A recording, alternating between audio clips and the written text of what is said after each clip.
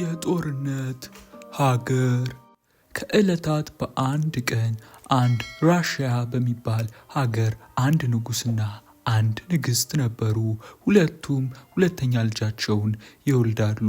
ስሟም አናስታሲያ ትባላለች። በጣም ቆንጆና ደስ የምትል ልጅ ነበረች። በጣምም ይወዷት ነበር።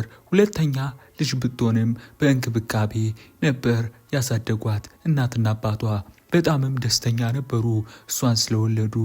እሷን ከወለዱ በኋላ ሌላ 3 ልጆች ይወልዱና አጠቃላይ 5 ልጆች ይኖራቸዋል። በጣምም ደስ ይሉ ነበር። ቤት ውስጥ በጣም ደስ በሚል ሁኔታ ነበር ያደጉ። ግን ትምህርታቸውን የሚማሩ የሚዝናኑትን ቤት ውስጥ ነበር። ምክንያቱም የራሽያ ሀገር ባለስልጣን ስለሆነ አባትየው ከሌላ ሀገር ጋር ጦርነት እየተጋጠመ ስለነበር በጦርነቱ ምክንያት ልጆቹ ከቤት እንዲወጡ አያደርግም የነበር። ከዛም እንደዚህ ያለ ንጉሱ ለሚስቱ የኔ ውድ በጣም ጦርነቱ እየከረረ ነው። ስለዚህ ሂደን እኛም የአቅማችንን ማበርከት አለብን። ልጆቻችንንም ይዤ ከዚያ አካባቢ መሄድ አለብን ይላታል። እሷም እንደዚህ ትለዋለች። ግን ብቻህን መሄድ የለብህም፣ አብረን ነው መሄድ ያለብን አለችው።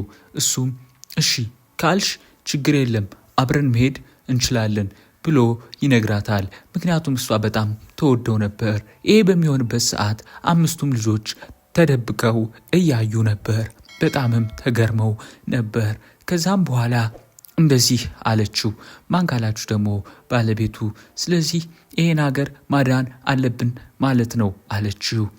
እሱም እንደዚህ አላት። አዎ የኔ ውድ እኔም ያልኩሽ እሱን ነው። ስለዚህ ጦርነቱ እየከበደ ስለሆነ ልጆችን ሁሉንም ይዘን ነው መሄድ ያለብን አለ።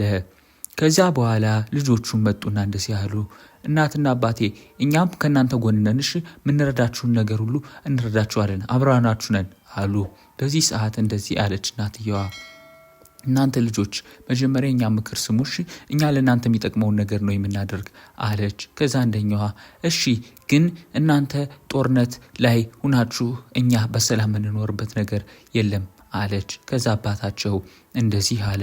የታለች አናስቲያና ታላቅ እህቷ አለ። በዚህ ሰዓት ሁለቱም መጡ። ማና ማን ካላችሁ አናስቲያና እህቷ። ከዛ እንደዚህ አለች አናስቲያ፣ እኛም ለሀገራችን የበኩላችንን ማድረግ እንፈልጋለን።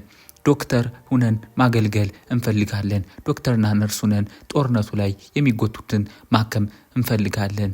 ግን ያንተ ልጅ የንጉስ ልጅ መሆናችን ሳይታወቅ አሉ። ከዛ አባታቸው የኔ ውድ ልጆች አላቸውና ተቃቀፉ። ከዛም እንዳሉት በቀጣይ ቀን ሰረገላ መጣ። ከዛም ንጉሱና ንግስቷ እንደገና 3 ልጆቹ ነው ሄዱ። ወዴት ካላችሁ ከጦርነቱን ለመምራት ወደሚመቻቸው ቦታ ቀረብ ብለው ቤተ መንግስቱን ለቀው ሄዱ። ከዛ አናስቲያና ትልቅ እህቷን ተሰናበቷቸው። ምክንያቱም አናስቲያና ትልቅ እህቷ ወደ ነርሲንግ ወይም ዶክተር ሊሆኑ ቁስለኛ ሊያክሙ ነውና የሚሄዱት። ከዛም እንደተነጋገሩት እያወሩ መሄድ ጀመሩ። ማና ማን ካላችሁ አናስቲያና እህቷ። ከዛም ወደ ከተማው ስንሄድ እኛ ማንነታችን እንዳይታወቅ ልብሳችንን መቀየር አለብን አለች እህቷ። አናስቲያም አዎ ልክ ነሽ፣ ግን ሙያው እኮ ስላለን ከዚህ በፊትም ምንም ችግር የለም ተባባሉ። ከዛም እንደተባባሉት ልብሳቸውን ቀይረው ወደ አካባቢው ወጡ። ወደ አካባቢው በሚወጡበት ሰዓት ግን በጣም ተገረሙ። ህዝቡ በጣም ተርቦ ነበር። በጣም የሚያሳዝን ነበር። በዚህ ሰዓት አናስቲያ እንደዚህ አለች። በጣም ያሳዝናል ህዝቡ፣ እንኳንም ይሄን ህዝብ ልንረዳው ወጣን አለች። ከዛ እህቷም አዎ ልክ ነሽ፣ እንኳንም ይሄን ህዝብ ልንረዳው ወጣን አለች። ከዛ ተያይዘው ሁለቱም ወደ ቀይ መስቀል ገቡ። ከዛም ቁስለኛን ማከብ ጀመሩ። ውሃም ያጠጣሉ።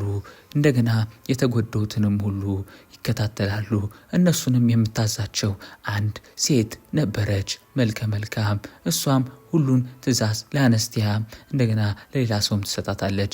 አናስቲያ ከዛ በኋላ ከቀይ መስቀል የሚመጡ እቃዎች እንድትቀበል ትእዛዝ ተሰጣት። ከዛ አንድ ወንድ መልከ መልካም እቃ መጣና ለአናስቲያ ሰጣትና ይሄው አላትና ስሜ ሌቭ እባላለሁ፣ ያንቺ ስም ማን ነው አላት። እሷም አናስታሲያ እባላለሁ አለችው። በዚህ ሰዓት ሳቀና ሃሃሃ አናስታሲያ እኮ የንጉሱ ልጅ ነሽ ናት።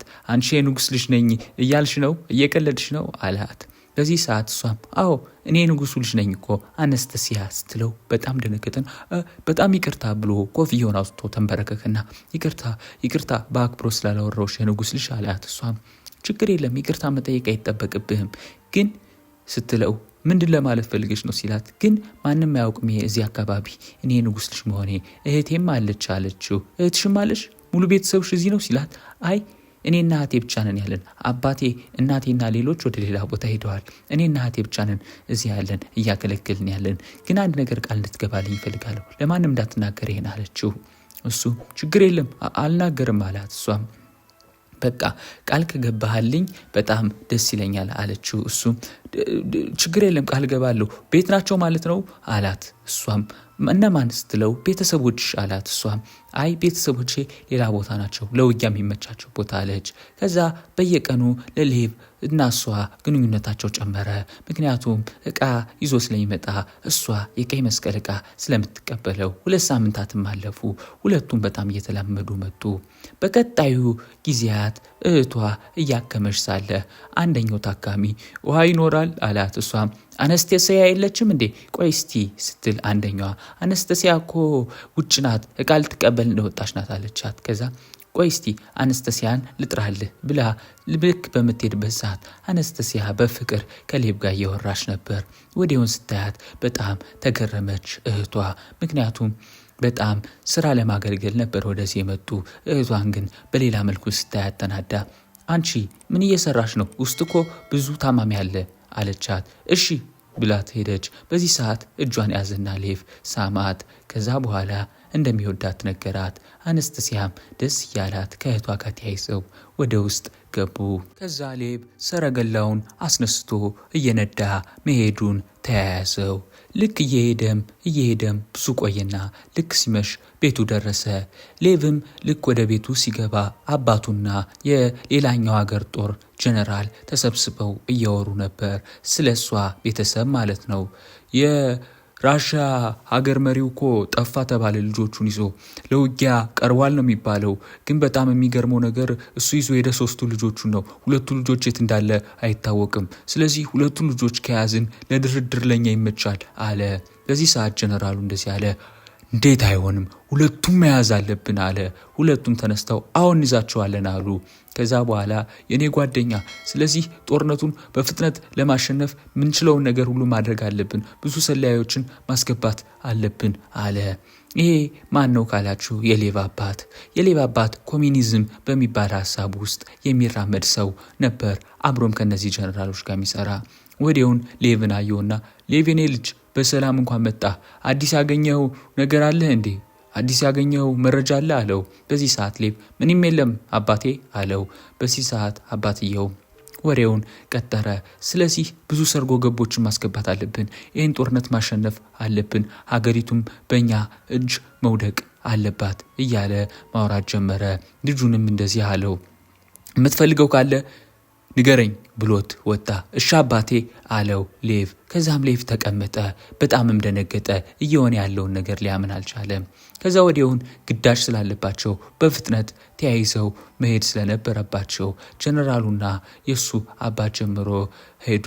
ምንድነው ካላችሁ ደግሞ ተይዟል ብለው ነበር። የማንን አባት ካላችሁ የአነስተሲያን አባት። ልክ በሚሄዱበት ሰዓት ሌቭ በፍጥነት ወደ አነስተሲያ ሄደ። ወደ አነስተሲያም ከሄደ በኋላ ወደ ውስጥ ገባ። ከዛም አነስተሲያን የምታዛቸውን ሴትዮ ሄደና አነስተሲያስ አለት። ከዛ እሷም እኔ እንጃ አላየዋትም አለችው። በጣም ቀኑ መሸ። ከዛ እሱ እንደዚህ አላት፣ አነስተሲያ የታለች? እህቷ ሴታለች? በጣም ነው የምፈልጋቸው አለ። በዚህ ሰዓት ተረጋጋ ሌቭ አለችው። አይ አሁን መረጋጋት የምችልበት ሰዓት አይደለም እያሉ በሚከራከሩበት ሰዓት አንድ ያልተጠበቀ ነገር ተከሰተ። እሱ ምንድነው? አነስተሲያ ከፈተችና ሌቭ አለችው። በዚህ ሰዓት አነስተሲያ አለትና ሄደ። ከዛ እሷም ወደ ውስጥ አስገባችው። ከዛም እንደዚህ አላት፣ ደስ አለኝ ስላገኘሁሽ ብሎ አቀፋት። ምንድነው የተፈጠረው አለችው። አንድ ነገር የተፈጠረ ነገር አለ አላት። ምንድነው ስትለው ይቅርታ ግን ከየት እንደምጀምር አላውቅም አላት። እሷም ምንድነው ንገረኝ፣ መናገር ትችላለህ። ወደዚህ እኮ በምሽት ግን አትምጣ ብዬ ነበር ሌቭ አለችው። በዚህ ሰዓት ሌቭ ሁሉን ነገር ለመናገር ወሰነ። ከዛም እንደዚህ አላት፣ አንቺን እየፈለጉሽ ነው። አንቺን ሊይዙሽ እየፈለጉሽ ነው። አባትሽና እህቶችሽ ተይዘዋል 3ቱ አላት። እሷም ደነገጠችና አይሆንም ሌብ አለችው። እሱም ይሄ ነው እንግዲህ እውነታው። እኔ አባቴ የኮሚኒዝም አቀንቃኝ ነው። ከጦርነት ከሚገጥሙት ከኔ አባት ውስጥ ነው አላት። እሷም አመኜ ነበርኩ ግን አንተ እንዴት የነሱ ሰው ልትሆን ትችላለህ? እሱም እኔ አንቺን ግን አሳልፌ መስጠት አልፈልግም። እውነታውን እያወኩም ቢሆን አንቺን መስጠት አልፈልግም። ስለዚህ አሁን ጦርነቱ ሙሉ ለሙሉ እያለቀ ነው። እነሱም ተይዘዋል። አባትሽና 3ቱ ልጆች ግን ምንም የመግደል ነገር አልተደረገባቸውም። 3ቱም በሰላም ወደ ስልጣን ሽግግር እንዲደረግ ነው የተደረገ። ስለዚህ አንቺ እንድትጠፊ ይፈልጋለሁ አላት። እሷም ደንግጣ አይሆንም ቤተሰቦች ልታጠፋ ነው፣ እኔም እንድጠፋ ያደርግ ነው፣ ውጣልኝ አለችው። እሷም ይሄ ውሸት ነው እኔ አንቺን ማጥፋት አልፈልግም አላት። እሷም እንዴት ላምንህ እችላለሁ አላት። እሱም እኔ እንጃ ብቻ ግን አነስተስያ አሁን ከዚህ መጥፋት አለብሽ አላት። እሷም እንዴት ስትለው እሱም እንደዚህ አለ፣ ምክንያቱም አንቺ ከተያሽ ሌላ ነገር ውስጥ እንድትገቢ አልፈልግም፣ ነይ እንጥፋ አላት። ከዛም እሱ ወጥቶ ፈረሱን ይዞ ጠበቃት። ከዛ አነስተስያም ተሸፋፍና ሌላ ልብስ ለብሳ መጣች። ከዛም አነስተስያ ስላገኘሁሽ በጣም ደስ ብሎኛል አላት። በዚህ ሰዓት አነስተስያ እንደዚህ አለችው። እሺ አለችው። አሁን ወዴት ነው የምንሄድ ስትለው መጀመሪያ ስማችንን መቀየር አለብን አላት። እሺ አለችው። ከዛ ስምሽ ናስቲያ ይባላል አላት። እሷም ናስቲያ ስትለው አዎ እኔ ደግሞ አንድሬ ይባላለሁ፣ የድሮ ስማችንን መርሳት አለብን አላት። በዚህ ሰዓት በጣም ግራ ተጋባች። ማንጋላችሁ አነስተስያ። ከዛም እንደዚህ አለችው፣ አብሬ እንደውም መሄድ አልፈልግም፣ እንግዲህ ካንተ ጋር ምንም የሚያገናኝ ነገር አይኖርም፣ ምክንያቱም አላምንህም፣ አንተ ቤተሰቦቼን አሳልፈ የሰጠ ሰው ነህ፣ እኔንም አሳልፈ ትሰጠኛለህ ብላ ትተው ሄደች። ልክ ከሄደች በኋላም ፈረሱ ጋር ወጣ፣ በፍጥነት መሄድ ጀመረች። ከሄደችም በኋላ ልክ ምሽት ስለነበር የራሷን ህይወት እንደገና ጀመረች፣ ከቤተሰቧ ተለይታ ማለት ነው። ከዛ በኋላ 4 ዓመታት አለፉ በአካባቢው ላይ ማለት ነው። ከዛም ይሄ የሱ አባት እንደዚህ አለው። እነሱ በጣም ከባድ ሰው ቢሆኑም የንጉሱ ቤተሰቦች ሙሉ ለሙሉ በእኛ ቁጥጥር ስር ውለዋል፣ ከአንዷ ውጭ፣ እሷም ከአነስተስያ ውጭ አለ። አነስተስያም ፈረሷን እየጋለበች መሄዱን ተያያዘችው። ግን አነስተስያ ሐሳብ ነበራት፣ መልሳ የቤተሰቦቿን ስልጣን የማስመለስ። ሙሉ ለሙሉ በኮሚኒዝም እጅ ወድቃለች ሀገሪቱ።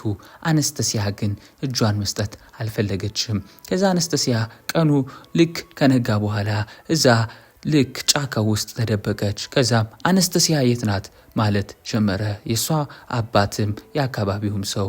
አነስተስያ ግን እንደጠፋሽ ማንም አያውቅም የነበር። ከዛም ማስታወቂያ ወጣ አነስተስያን ፍለጋ ማለት ነው።